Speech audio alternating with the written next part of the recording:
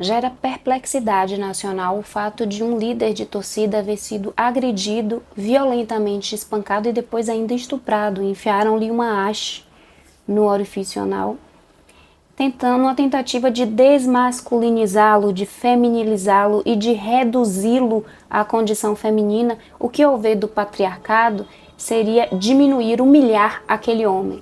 Lembrando que a lógica futebolística é altamente dominada pelo patriarcado há séculos, inclusive porque mulheres estiveram durante muitas décadas alijadas do esporte. As mulheres foram preteridas, inclusive, com o álibi da ciência, que justificava que ali não era um ambiente adequado para mulheres e só deviam jogar bola homens. Recentemente foi publicada uma pesquisa por meio da qual se constatou que nos dias de futebol a violência doméstica-familiar também aumenta. Nesse caso, o estupro foi usado como uma ferramenta de anulação da masculinidade da vítima dentro da lógica da masculinidade tóxica. Braumiller afirmava que o estupro nada mais é do que um processo consciente de intimidação pelo qual todos os homens mantêm todas as mulheres em um estado de medo. A intronização do superego na psique humana é talvez o avanço civilizatório histórico mais importante da humanidade nos últimos séculos. É o superego que faz com que o homem haja racionalmente.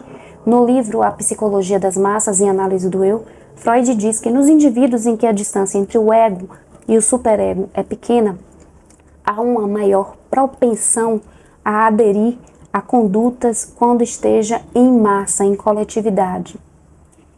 Para Freud existem três instâncias: o id, que é a instância primitiva, o ego, que freia os impulsos do id, e o superego, que é o juiz final. Portanto, quando haja uma distância pequena entre o ego e o superego, há uma maior propensão, segundo ele, à massificação, onde o líder da massa passaria a ocupar o lugar do superego desse indivíduo.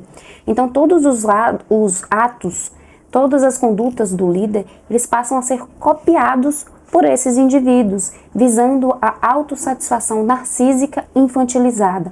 Basta que o líder tenha algumas características desses indivíduos para que ele possa hipnotizá-los. Quando esses cerca de 10 indivíduos se juntam para agredir, espancar, estuprar um indivíduo, mais do que uma agressão contra ele, por ser adversário, é uma forma de humilhá-lo, feminilizá-lo. É uma forma como o sistema patriarcal subjuga mulheres há séculos, impondo-lhes o falo masculino com força e violência. O futebol é um esporte masculino porque mulheres estiveram proibidas de jogá-lo aqui no Brasil de 1921 a 1979, na Inglaterra de 41 a 79.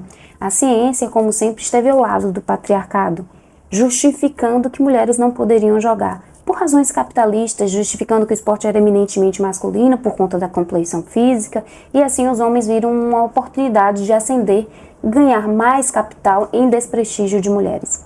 Essa mesma lógica impera até hoje, um ambiente de masculinidade tóxica que sustenta a representação de que para ser homem tem que ser agressivo, dominar, humilhar e ser selvagem.